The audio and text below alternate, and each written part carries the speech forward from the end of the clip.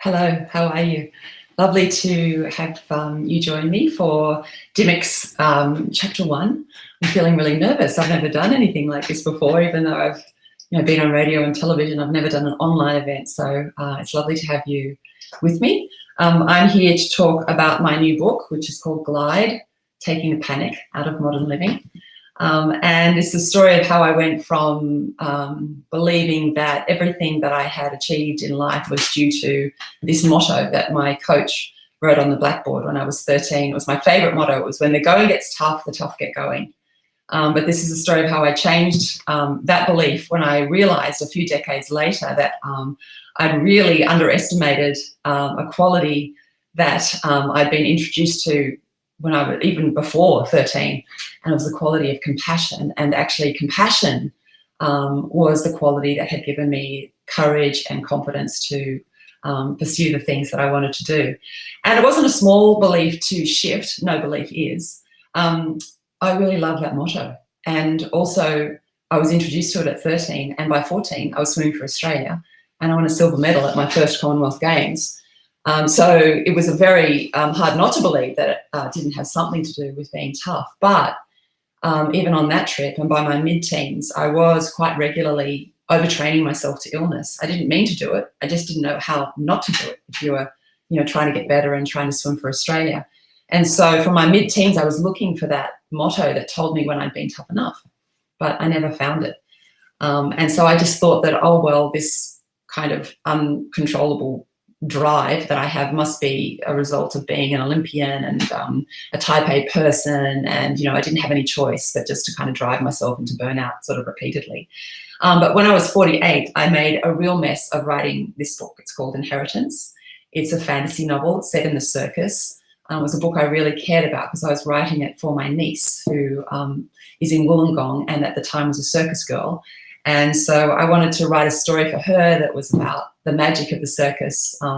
There's a magical circus troupe known as the Circulati, and they've got powers, and I had some ancient history in there, and I really enjoyed creating the story.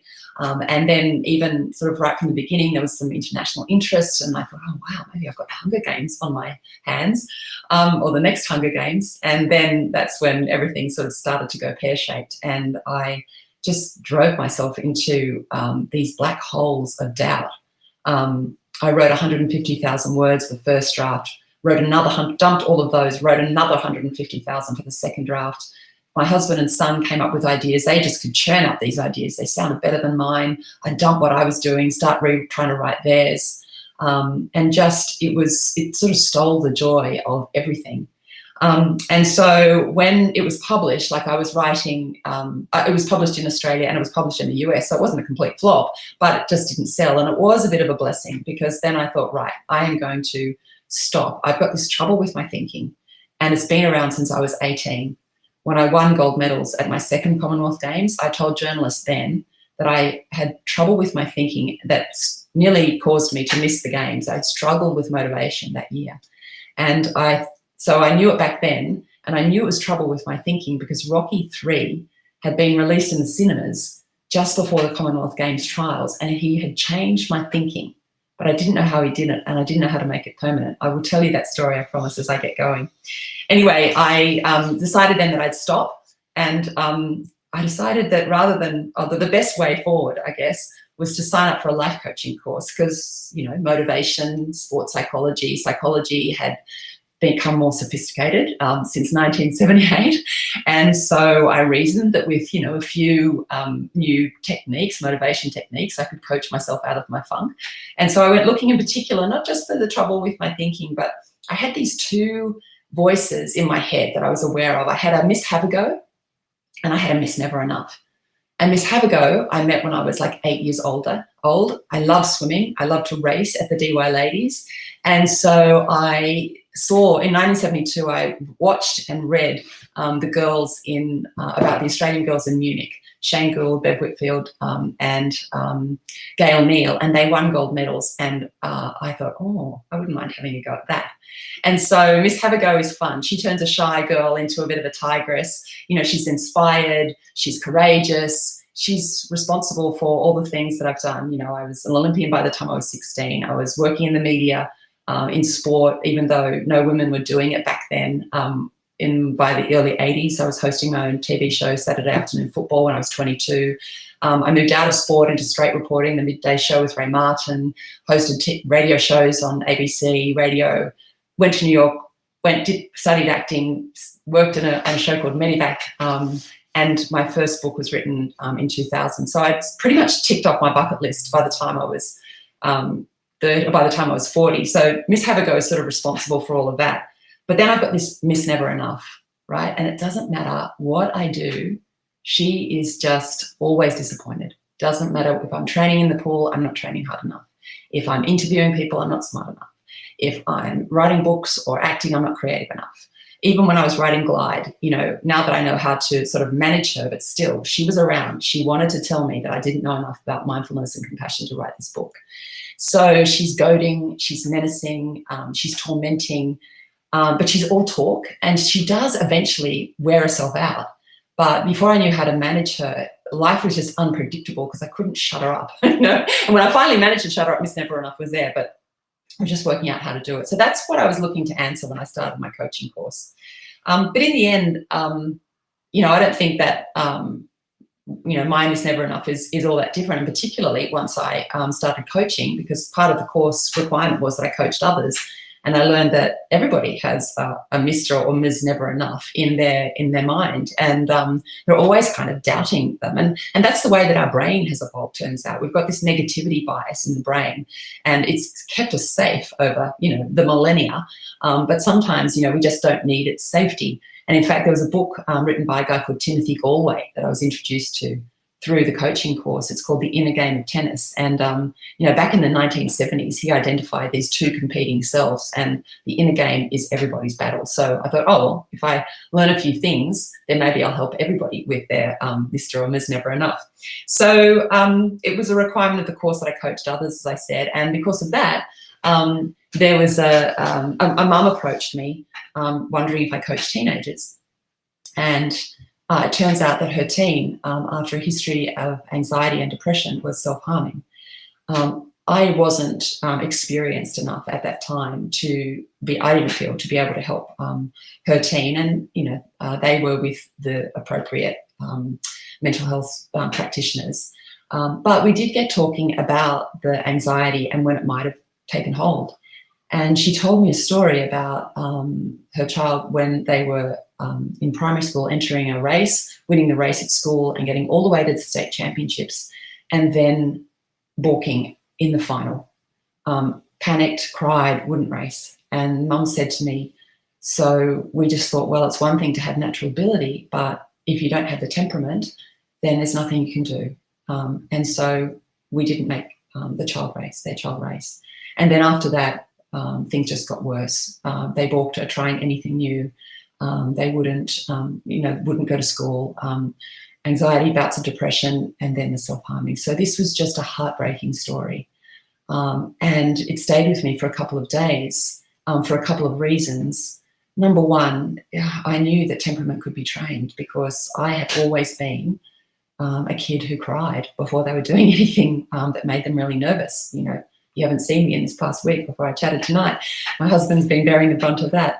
But from the time I was a little girl, I've cried. I was chronically shy. I'm quite shy, but I was chronically shy back then. And the other thing that I was starting to process was the fact that I knew another way to meet high-stress challenges rather than just when the going gets tough, the tough get going. And I had discovered that way the very first day that I arrived at the DY Ladies, or at the rock pool at DY, and joined the DY Ladies Swimming Club. Now, I'd only gone there because my brother wanted a fiberglass surfboard. We grew up on the Northern Beaches. My dad was an old Bondi lifesaver, and Greg wanted a fiberglass board. And Dad said, well, when you can swim 400 metres, you can get a fiberglass board. So he began his campaign at the DY Men's Swimming Club. And he got his name in the Manly Daily in the results section that week, and everyone crowded around the paper. And perhaps it was my first inkling of competitive spirit because, I was the older sister. I liked to swim first. I got my certificate first for doing 25 metres of dog paddle, damn it. So the next week I went down there and joined the DY Ladies. So quite willingly there. But once I was on the blocks, that 25-metre line looked a lot further away than I thought it would. There were waves crashing over the pool at the other end. There was seaweed on the bottom, and who knew what lurked in there once I dived in. How did I dive? So true to form, I burst into tears, and that had always got me out of doing anything that scared me. But the DY ladies just knew how to deal with tears and fears. And the moment that I cried, an older girl whipped a T-shirt off. She jumped in the lane right in front of me, and she gave me a big grin and said, "Come on, sweetheart, you can do this." And so people had gathered around me. They were all being so kind. The gun went off and I threw myself in. And so when I came up from my sort of stinging belly flop, I was doing this head out of water overarm freestyle, and she was there beckoning me all the way down the pool, saying, "Come on, you can do this. Come on, you can do this." And of course, I got to the 25-metre line, and suddenly I knew something that I didn't know when I was standing on those blocks, and that was that my tears and my fears underestimated me. So you can imagine, 6 years later, a lot of those DY ladies were on the pool deck. That was when I was 10, that little picture. I'd won my first state record, broke my first state record and won my first gold medal. But a few years later, those ladies were all on the deck at the Commonwealth Games trials at Sydney University Pool. And when I made my first Australian team, they told the whole pool, they had such a good time telling everybody that in my first race at the DY ladies, I cried all the way to the finish line. But I would not have remembered the tears because it just felt so good to do something that I did not know that I could do. And I'm sure that everybody who is watching or listening tonight knows that feeling of doing something you didn't think you could do. It's a surprise. It's the most extraordinary feeling. You feel about 10 feet tall and you can't wait to do it all over again. So I was down there the next week. And from there, you know, all good things flowed. It might surprise you to know that the DY ladies weren't neuroscientists. They didn't know that the threat and drive systems of our brains are on high alert all the time, 24/7, scanning the territory, looking to answer the questions, am I safe, am I resourced? And the DY ladies didn't know that we've got this soothing system, the prefrontal cortex, that can settle that limbic system, can soothe by releasing oxytocin, this very a chemical that helps soothe the stress hormones, and that by doing that, we're in our best kind of place to kind of meet any challenge. But what the DY ladies knew was that they really wanted girls to come back each week. So they wanted their girls to enjoy swimming. They knew that fear provokes, you know, a whole lot of strange behaviour, tears for one, anger, you know, an overwhelming desire to bolt. Probably if they were around now, they'd say, you know, scrolling on the screen all the time is part of a fear response. And they're all really, really normal human reactions. But they also knew that little girls tend to overestimate the demand and underestimate themselves. And the only way that they could find out that for themselves was to actually be led through their fears. And that shaming them, taunting them, yelling at them didn't actually work. Whereas wise kindness, otherwise known as compassion, was the best way through. Now, I didn't know anything about compassion until I went through this coaching course and started studying mindfulness-based stress reduction. In fact, to that moment, you know, I was in a sporting background. Nobody said when the going gets tough, the tough get kind, right? So to actually come to this realization that it was kindness and compassion that had helped me discover that I was more than willing to meet a demand was radical for me. Compassion is defined as the sensitivity to suffering in self or others with a desire to alleviate it. And there's a UK expert, Paul Gilbert, he's a psychologist expert in compassion, and he describes it as an inner circle of empathy and an outer circle of courage and high action. When we're empathizing with the person with ourselves or with another who is in stress, we settle that nervous system, and from there we're able to make wise decisions about the best way to alleviate the stress and the best way, if we can, to lead people through their fears.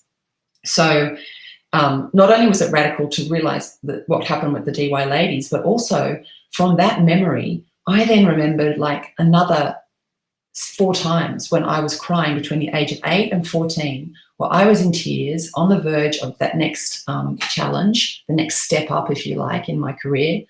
And someone held my hand, told me a story, walked beside me, some form of kindness, rather than being told that I had to be tough or I had to harden up or I had to grit and get my way through this. I was offered kindness, and that helped me settle and move through my fears to discover that what I had was enough.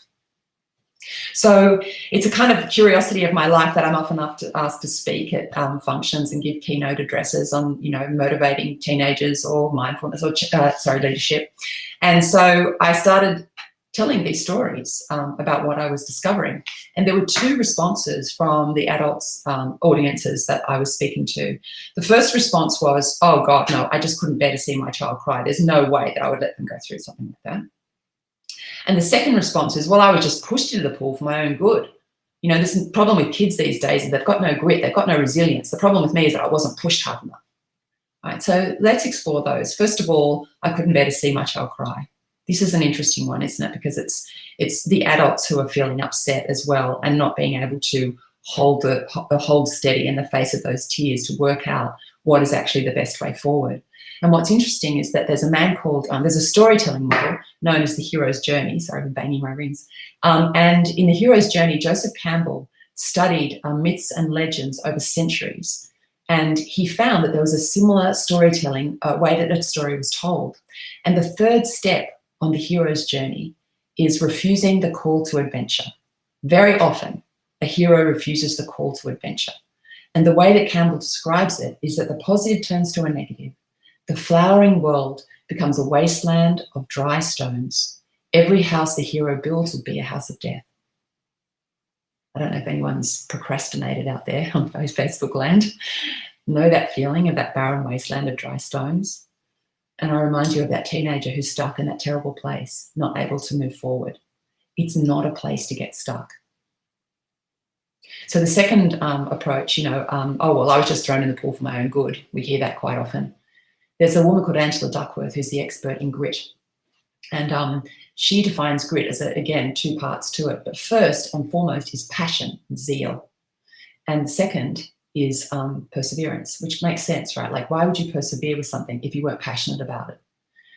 And so we may, if we're pushed in the pool for our own good, discover that we have the resources to meet the demand. But has passion or zeal been fostered? And has resilience really been fostered, or is it just the resilience that stays around for long enough while we're being pushed to do what we don't really want to do? So these were all sorts of really interesting things that I started to come across, and I suddenly think, wow, maybe I need to write about this, because once I started sort of putting these things into place, I realized that from 8 to 14, I was offered compassion from other people, but I didn't know how to offer it to myself.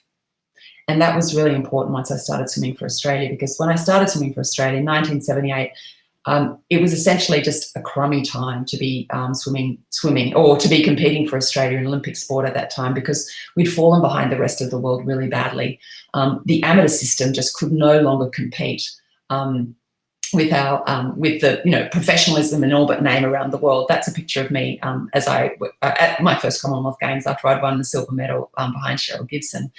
But before we got to Edmonton, we were in a 4-week training camp in Hawaii, and the first team meeting that I ever went to when it came to the Australian team, the first Australian team meeting I attended was a series of threats.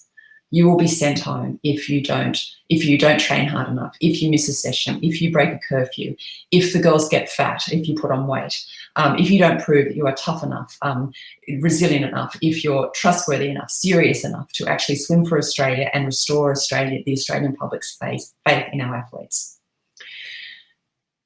This was a bit of a tragedy, right? So this beautiful sort of start that I'd had when it comes to compassion, and this beautiful kind of bedrock, if you like, of the way that I discovered that, that my inner resources were enough to meet any demand, was pretty much shattered at that particular point. Because who are you going to believe, the DY ladies or the Australian team coaches who may or may not send you home, and your reputation kind of hangs in their good opinion of you. And it was also a shame because, like, back then we didn't know, as we know now, that the brain is plastic, and the teenage brain is most plastic, right? So the nervous system is still maturing. It doesn't actually mature until our early 20s. So just as my brain was becoming really plastic, I came into this world of threat. and of this proving that you're enough. And so, like, it's pretty obvious. Here is the moment where Miss Never Enough really started to get in control. I don't know if, you know, anyone listening out there on Facebook could sort of identify with that, or identify when your own Miss Never Enough came along. But what was interesting, even as I was writing Glide, is that I went back to all of my logbooks, and what I hadn't noticed before is that how many times I wrote, did my best time, but thought I'd do better. Like, even by my mid-teens, being my best wasn't enough, or doing my best wasn't enough. And so 4 years after I started for Swimming Australia, with this conversation or this talk of never enough, this language of never enough, I was exhausted, which was a shame, because I was going back to my second Commonwealth Games, hoping to go one better than that silver medal that I met the first time around. I had every reason to be motivated, go from silver to gold. Mum and Dad were going to see me swim for Australia for the very first time, because they couldn't afford to fly around the world, but they could afford to drive to Brisbane. Also, you know, back in the amateur days when there was no money, everybody said if you won a gold medal in front of a home crowd, then your chances of getting a good job were improved. And I knew that I wanted to be a sports reporter back then. So I had all reasons to be motivated, but instead it felt like this sort of lead weight, you know, on my shoulders. And the harder I drove myself, the worse I got. I was repeatedly, I had bouts of bronchitis.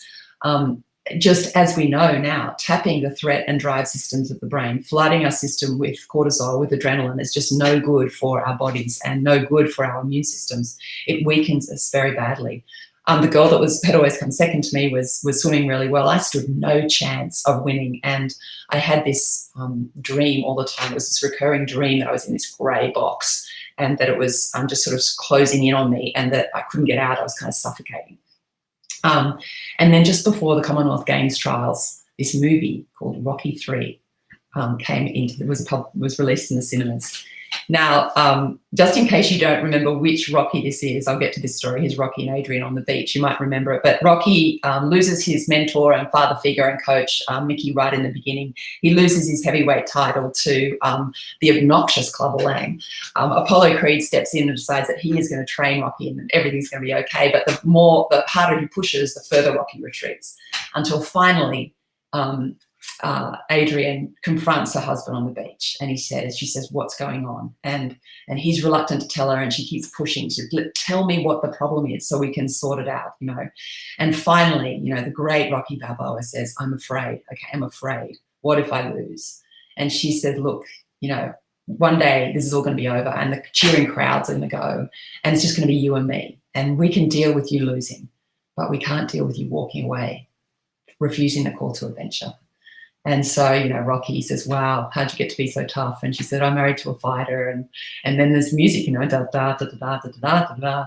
And the third act is all about the champ coming back. So I'm sitting in this cinema weeping. Rocky is saying everything to me that I didn't even know that I was feeling. I didn't even know how to put words to it, but he's just saying all the things that I'm feeling. And there is Adrian, just like the DY ladies, just holding my fears, saying, I understand, I empathise with where you are, but we're going to walk through this, and I am going to be there at the end, walking beside you no matter what. So I came out of that cinema, I have to stop myself getting a little bit, you know, emotional now, but I came out of that cinema a completely different person. Like, I was totally transformed. And all my energy came back, and even though I didn't have that much time, I felt like I had all the time in the world. And every time I turned on the radio, there was this song called Eye of the Tiger, right? It was like a big hit back then. So I was like Zoolander, but rather than programmed to tell to kill the Malaysian president, I was programmed to tell the story of the champ coming back, because this is what Rocky had also done for me, Rocky and Adrian. They said, what happened 4 years ago doesn't matter. Right now, you're not the favourite to win. So you can tell the story of this moment, the story of the champ coming back. And with that grey box that I'd been in those dreams just split wide open. And, you know, as corny as it sounds, there was this yellow golden road all the way to my gold medals in a way that felt completely predestined. And everything was joyful again. I was enjoying swimming. I had no doubt. It was the most extraordinary feeling. And then we went to Brisbane, and of course, everyone said, oh yeah, it's great to swim in front of a home crowd, but I had no idea what it would be like to walk into a stadium where 50,000 people are waiting for you, the Australian team, to come in. It was unbelievable. It gives me goosebumps now remembering it. And I went for a really light swim that afternoon at Chandler after the opening ceremony, and I dived into the pool, and it didn't feel like I even touched the surface. I like skimmed across the top of that water, like a skipping stone. And there's the picture of me winning the 100 backstroke. Every day I didn't know anything about Buddhist psychology back then. But I said to my assistant, don't get attached. It doesn't matter. It's not going to be here tomorrow. It was just about the opening ceremony.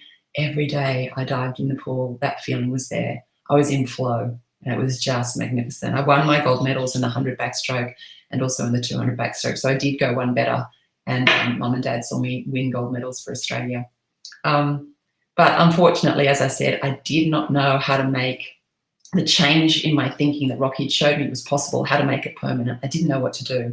And so I had a few decades of torture thanks to this sort of push and pull between Miss Have a Go and Miss Never Enough. I'd discover a love of interviewing, and then, there'd be this sort of internal torture of writing, of not enough, whether it was writing books or whether it was interviewing, whether it was acting. I wrote my first book, Making the Most of It. It was published in 2000. And that was the first time that I actually went out and did any public speaking. Until then, I just thought, I don't know how to motivate myself, or I'm not good enough to actually, or I don't have a story to tell.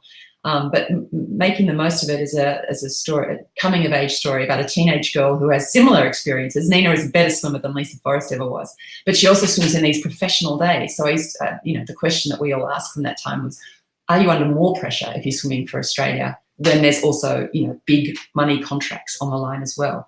And what was interesting is that I would go out and tell the story I started my public speaking career by talking to Year 9 students at high schools, and I'd tell the story of the DY ladies and how I started in swimming, but I told it as this kind of quaint way of illustrating what it was like in the amateur days compared to the professional days now. I was completely blind to the wisdom of my own story. I'm whipping myself, anywhere else that I was going, whatever I was trying to write or interview or whatever it was, then I'd go and tell the story about the DY ladies and not even understand the compassion or the strength of what I was saying.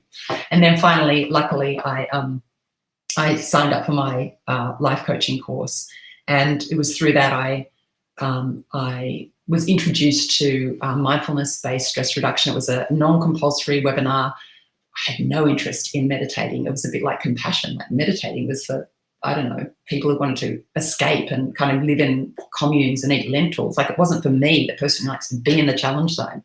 And of course, what I discovered was the way to make that the best, or the most helpful, the wisest, the best thoughts, to actually follow those thoughts and to let go of the other thoughts. What I learned from mindfulness was that Miss Have a Go was just a thought, and I did not have to pay any attention to her at all. She was not some sort of little general in my mind that must be obeyed. I could listen to her chatter and not pay any attention. I could let her go, keep coming back to the breath, keep following through with my intention, and not argue with her, not engage her. I could have Miss Have a Go in the front seat all the time, and Miss Never Enough back in the back seat, and take no notice of her at all. And that was liberation. The idea that that all I needed to do was to train myself in swimming all the time. I trained myself to maintain equanimity, right? We trained to make the uncomfortable comfortable, so that I could be pushing myself as hard as I could at the end of that race, keep my stroke long, keep my breath steady, just be as equanimous as I could be, even though my body was under normal stress. And what I learned through mindfulness and compassion was that I could do exactly the same for the most intense emotions that you could possibly have. You could hold the course, you could stay the course, be steady, not listen to those voices that are unhelpful, and just stay with the wisest thoughts and the wisest form of action. And that was liberating. And so that's why, I wrote Glide. I thought that maybe it might help some other people. And that, I was the beneficiary of this beautiful school of compassion, the DY Ladies School of Compassion, if you like. I'm a graduate of that school. Glide is dedicated to them as well as to my son, because for any of us who practice mindfulness, our children are sort of our best teachers. They're our own little Buddhas. But all the qualities that serve me best in life, I learned, I think, on the first day that I landed at the DY Ladies. I just had to understand just what a strength compassion, self-compassion and mindfulness actually is. So that's a little bit about Glide, and we've still got about 15 minutes. I don't want to, talk too much and not answer any questions, although this is so tiny, this writing, that I might have to actually just put on my computer glasses so that I can answer any questions that you might have.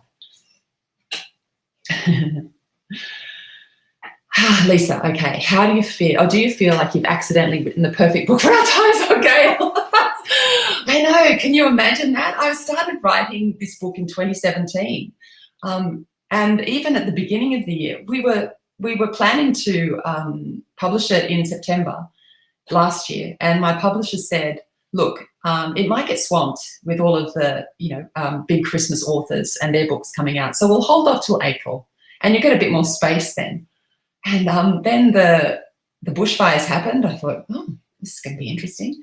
And then, COVID-19. So it was complete fluke. I hope that it's the perfect book for our times. I hope that it is beneficial, because certainly I believe, I certainly believe in these practices, that they can just help us literally, not, obviously not every day is going to be a glide, not every moment is going to be, but just by staying present, staying with the breath, finding compassion for everything that we're feeling, and just letting ourselves feel what we're feeling. I think that was radical for me, just understanding, it's okay to be vulnerable. It doesn't mean that you're not tough just because, you're feeling a little uncertain, or, you're feeling sad about the changes that are happening, or you're worried about what's going to happen. It's okay to be vulnerable. And it's still, and what's tough is to be vulnerable and to still stay the course, to keep, believing in kindness, believing in joy, believing that there is something on the other side of this challenge that is going to be good and wholesome and helpful.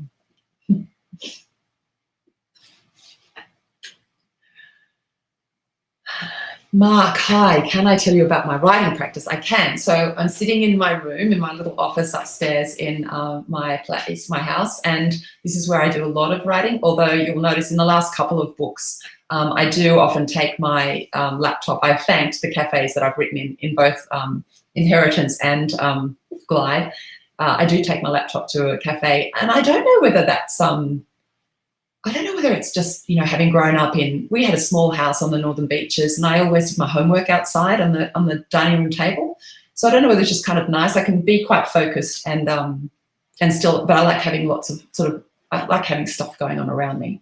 But in terms of the writing practice, it is a kind of a regular job. Like it's, I fit it around. I mean, the nice thing is it is flexible. So I've been able to fit it around, having a son and our life in general. But I just, and there are days, of course, when I don't feel like it, but I still sit down and do it. When I was really pushing myself through Inheritance, I had this, you've got to do 2,000 words a day. I wasn't that strict when it came to Glide. So my writing practice is doing it every day and sitting down for however many hours you've got, but not beating yourself up if you haven't made a particular, word count sort of goal for the day.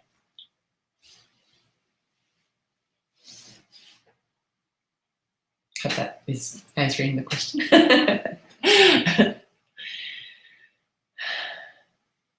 So I see a question down here from Cheryl, which I think is a good one, if that's okay, Tim. How do we think we develop this understanding? Yeah, in our children. It's a beautiful question, Cheryl. When I first started this, of course, my son was a young teenager by then. And really one of the reasons that I also went looking was because I was unhappy with the stuff that was coming out of my mouth. I knew that I didn't believe in, getting tough and hardening up and all that stuff, or I knew that it hadn't helped me when I was a teenager. And so why were some of these things coming out of my mouth with him? But so when I first sort of started, I thought, I'll be able to help my son. He was like, don't try your mindfulness stuff on me, Mum. So what I've done is just modeled it myself. I think that one of the best things we can do for our children is to model steadiness, model as practice. I'm often asked, what can you teach mindfulness to my children? And I always say to the adults, it's best if we start with you. So come and do mindfulness-based stress reduction yourself. If an adult or if we can stay in the rest and digest part of the nervous system, if we can stay steady, if we don't overreact to things, then that's what our children will model. They will be able to, their own nervous systems will attenuate to that steady, calm presence. That will become a state rather than a character trait. And if we model kindness, if we model compassion, if we model, that idea that, yes, this is going to be a little bit scary, but it's going to feel really good on the other side. So let's keep going, let's keep trying. Then I think that's how our children take it on. And certainly it's been nice for me.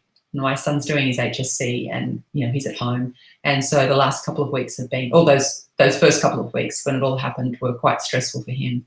But, he's red glide and he's doing a bit of meditating. And so it's just really nice to watch. I try not to say anything, just go, okay, good.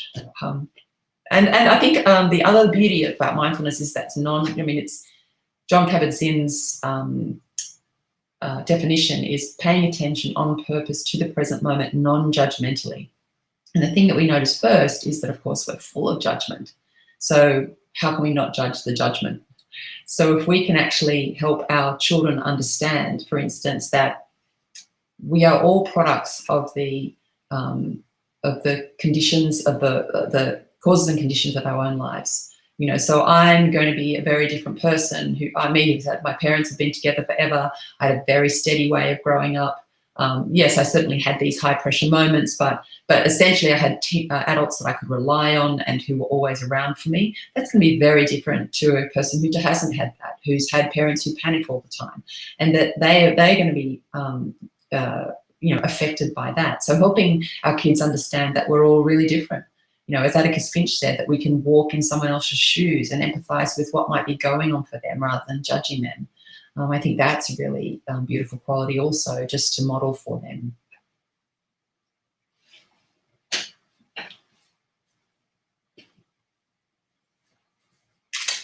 Oh, yeah, well, there's wonderful books and podcasts. I mean, there's, beautiful people. I love Dan Harris. I listen to Dan Harris's podcast, 10% Happier.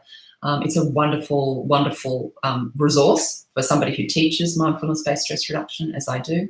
And also, he's giving he's talking every day to the best people in the world, the Joseph Goldsteins and the Sharon Salzbergs. I also think that, oh God, look, I've got a whole, wonderful shelf of fantastic things. But I think Kristen Neff's book on self-compassion, I think it's just there. I don't know the whole word, but look up Kristen Neff. She's the expert in self-compassion. Also, Paul Gilbert, I mentioned, he's got some beautiful books on compassion. But I think that, I think if you can join I'm certainly running a mindfulness-based stress relief course next term. If you can do that online, I think that's a great thing to do, because we've all got time right now, and there's some great ways we can practice. There's lots of challenging. It's a challenging situation, and so if you can sign up for a course and do it with other people, that's what's really nice, to actually understand, wow, we're all going through the same thing. So that connectedness and understanding that we're sharing this experience is also really important.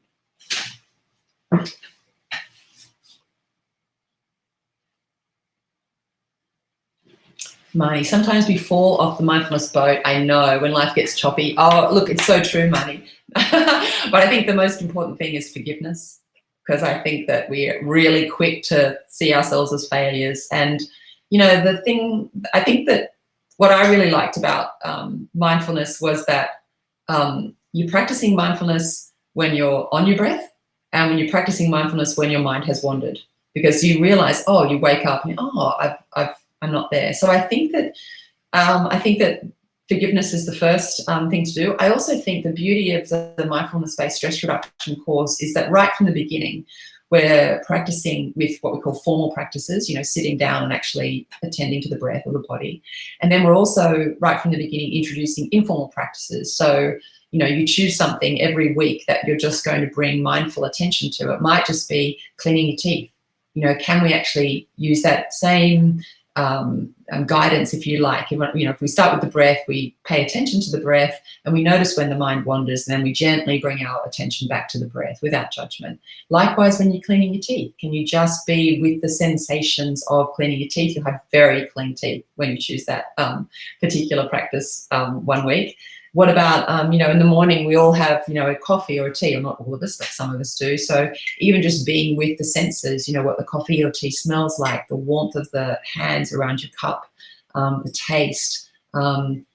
Eating is a fantastic practice. So forgiving yourself for not actually sitting down and doing the formal stuff is one way of doing it, but also opening yourself up to, as often as you possibly can, practicing mindfulness with whatever it is that you're doing. Eating, having lunch, particularly when we're working from home. A great thing is to make sure that you eat somewhere else other than where you're working. And in that moment, bring your senses to whatever you're eating. Notice the colors on your plate, notice the smells, notice the way that digestion starts in the mind. You can start to, feel those, those juices starting to work in your mouth. So as much as possible, introducing it informally into your day, I think, is a great. Short moments many times is just as helpful as as sitting down and doing it for 30 minutes. And also, it's that expectation of doing it for 30 minutes. It's not really practice unless it's 45 minutes or whatever it is.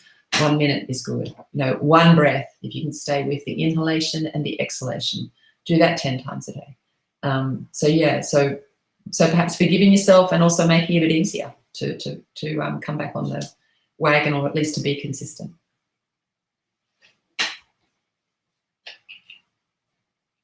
Steve, hi, thank you for your congratulations. Practice mindfulness with the Waking Up app. Great, from Sam Harris. Love Sam Harris. Do you advise other actions such as journaling for mental wellness? I think that if journaling works for you, I certainly love to journal. So I do think that that's a wonderful practice. There's lots of different ways to journal. There was that fantastic book years ago that I read. I'm just trying to think, what is The Artist's Way, I think it was. Julia Cameron. She's a big believer in, you doing 3 pages every morning pages, dumping whatever is in your mind. There are other mindful practices where you actually write down what you're thinking, and with every full stop, take a breath and just notice again, oh, there's a thought, and it sort of breaks the train of thought. And then there'll be a point where actually, you forget to stop with every full stop, and then you remember again. I think that journaling is wonderful. I think, experimenting is great. There's no right or wrong way to do this, I think we can get really, the beauty of mindfulness, which I really like, is that it's to hold, everything lightly. It's very much the middle way. It's not obsessing with, giving up everything in order to be the perfect meditator. It's just about learning to be with the flow. So whatever way helps you be more with the flow and looser. And for me, what I like to kind of use as a guide, and I think it's Judson Brewer I first heard talking about this, is that, the second foundation of mindfulness is understanding that we all are, we crave pleasant experiences. We move away from unpleasant, do everything we can to avoid them, and we pay no attention to neutral, as you would know from practicing mindfulness. And so I think just even being able to check in, whatever way you have of checking in with staying open. This is a time that is, we're told these words are being used all the time, unprecedented, stressful, the new normal, all this sort of stuff. Can we stay open, or noticing when we're contracted, and noticing ways that keep us open and curious and playful? So, even if that's, playing with your kids, playing handballs on the pavement outside the house, obviously, always using our sanitizer. But, just sort of ways of staying open, staying playful, staying curious. And that's experimentation with that. I'd advise experimentation. Hi, Paul. Sometimes it's easy to think about mindfulness in the past tense. How do you ground yourself in mindfulness in the moment? I don't know what you mean about thinking about it in the past tense, but certainly when it comes to mindfulness in the moment, as I said, that I think one of those things that were really, that I mentioned before, was really helpful is that combination of having the formal and the informal practice. So understanding that, yes, I can sit for 15 minutes or 30 minutes and meditate, but I can also be mindful all the way through the day with everything I'm doing. And it's particularly interesting, I think, when we're feeling, when I'm writing a book. Back before I practiced mindfulness, just sort of 1 minute even now, I suppose, 1 minute you're writing and the next minute you're doing the washing or something like that, anything to avoid you. Clearly, something was just a bit too difficult and you found a reason to go and do the washing, which I would never normally do. So I think it's just practice. It's just forgiveness, non-judgment, starting again. Starting again, very big in mindfulness. So yeah, it's really normal for our minds to rehash the past or rehearse the present, rehearse the future, worry about things that haven't happened, wish that we could go back to the things the way that they were. And as often as we can, just starting again in the present moment. Hope that helps.